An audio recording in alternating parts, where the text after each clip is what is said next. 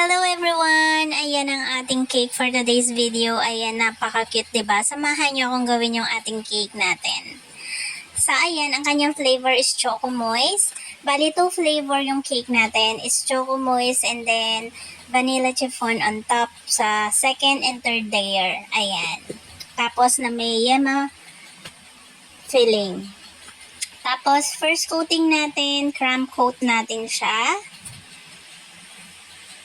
Kahit hindi naman sobrang kinis pag crumb coat, ayos lang. Basta ma-crumb coat lang natin siya. Tapos, i-chill natin siya sa fridge for about 10 minutes bago natin ilagay yung second color or final color. So, ayan na ang kanyang color. Yung ating rainbowy color, nilagay ko siya bawat isa sa piping bag para mas madali siyang ilagay. Tsaka para pantay-pantay. Tapos, yung excess, nilagay ko on top. Tapos, naisip ko, hindi naman pala siya makikita kasi mapupuno yan ng candy mamaya. Tsaka, lalagyan din naman natin siya ng drip.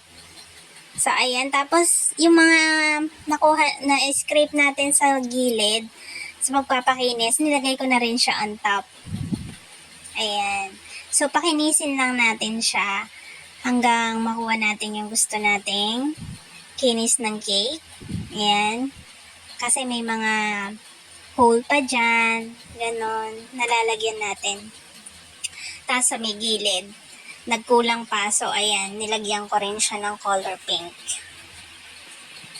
Diba? Tapos nilinis ko lang yung cake board. Ayan. Dahan-dahan natin linisin. Tapos nasasagi pa natin. Kaya nilalagyan ko siya ulit. Diba? Ayan lang po ang paggawa ko ng rainbowy color. Tapos, ayan.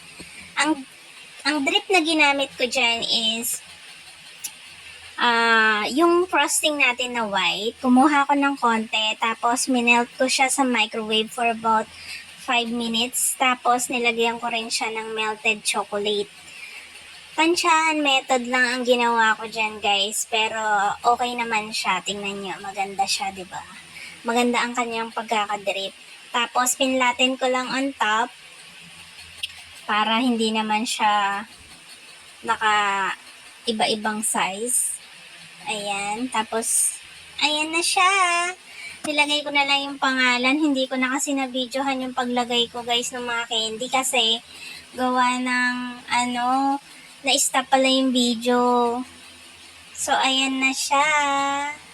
May mga stick lang naman yan, guys. Bali, yung may mga stick dyan, yung ice cream, syempre, donut, at saka yung marshmallow.